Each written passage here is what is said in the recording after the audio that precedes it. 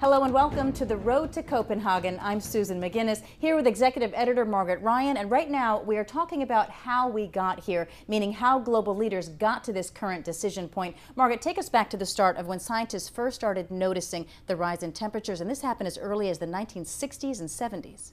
That's right, Susan, and by the mid-1980s, a scientific consensus was growing that the emissions into the atmosphere were not only damaging in the short term, they were first looking at things like particulates and acid rain, but in the long term, carbon concentrations, which had been in the atmosphere at about 275 parts per million at the beginning of the industrial age, they were at about 350 parts per million, and they were going up at an accelerating rate. So at this point, science had pinpointed carbon as a culprit, even though it's naturally occurring in the atmosphere, simply because of the burning of fossil fuels. And did they already have a limit or a maximum on what was dangerous as far as parts per million? That's still developing. That's still in scientific debate about what exactly might be dangerous. The problem was the balance. The balance in the atmosphere between the carbon being put in there, and increasing amounts were as we burned more fossil fuels, and the amount of carbon being taken out. We were actually inhibiting nature's ability to take carbon out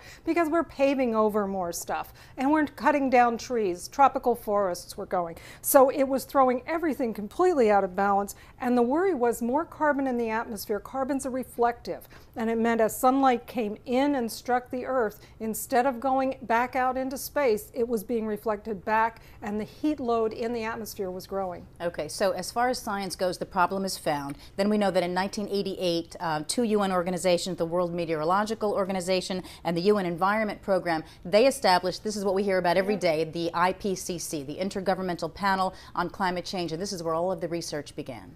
Well, they were really compilers of research, and yeah, we certainly have heard of them. They're the Nobel Prize winners along with Vice President Al Gore.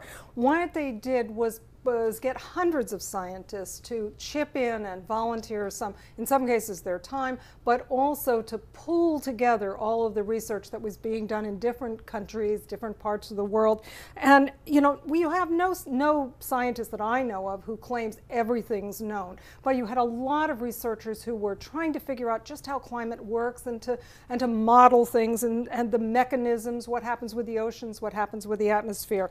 But you know, by 1990, after only 2 years, the IPCC was able to put out its first report, and that report said there's a growing consensus that yes, indeed, there is a problem, and global warming is at least tentatively attributable to the excess carbon that humans are putting into the atmosphere. Okay, so over time the evidence starts to grow that global warming is happening and that human activity is causing it, and it's still going on today. I mean, we're seeing studies all the time coming out from the UN and others talking about the situation becoming more dire, and that a lot of the damage, you know, already will occur. There's nothing we can do about it. Yeah. Well, the last IPCC update was in 2007, and that showed, you know, as each report has come out, in fact, there's been an increasing warning that it's looking worse, it's looking worse. And the one in 2007 was the strongest yet. First, it said global warming's happening, that there's an increasing consensus. It's due to human activity. That was another strong thing. The thing is, it's not only happening, it's happening faster than they thought it would. Those models from 1988, 1990, they weren't near good enough to predict what we're actually seeing happen now. Carbon concentrations in 2008 rose to 386 parts per million. The global mean temperature in the last 150 years has risen by 3/4 of a degree Celsius. That doesn't sound like much, but that's spread over the entire atmosphere, which is a huge system. And it's led to warnings that the carbon emissions need to be cut as quickly as possible, because carbon has a long residence time in the atmosphere.